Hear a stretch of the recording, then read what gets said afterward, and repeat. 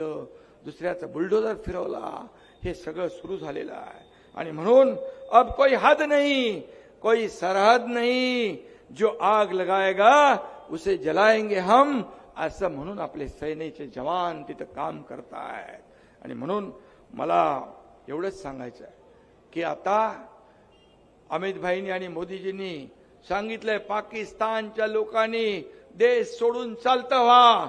या ठिकाणी त्यांनी जे फरमान काढलंय हे प्रत्येक भारतीयाच्या नागरिकाच्या मनातलं फरमान आहे, मनातली इच्छा आहे। आणि म्हणून आता महाराष्ट्रातले काही 107 लोक कुठेतरी नागरिक बेपत्ता पाकिस्तानी आहेत।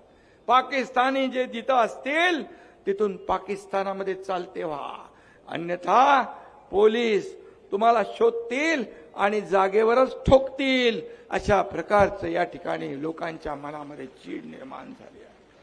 सरकार काम करत आहे आणि ज्यांनी त्याला आश्रय देतील त्या देखील अस्तिन्यातल्या सापांना देखील त्याच्या बिळातून ओढून देखील काढलं जाईल आणि त्यांना देखील सबक शिकवली जाईल।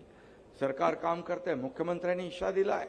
मी सांगतो की आमचा शिवसैनिक देखील या कामामध्ये कुठेही मागे राहणार नाही, कारण ही देशाची लढाई आहे, देशभक्तीची लढाई आहे।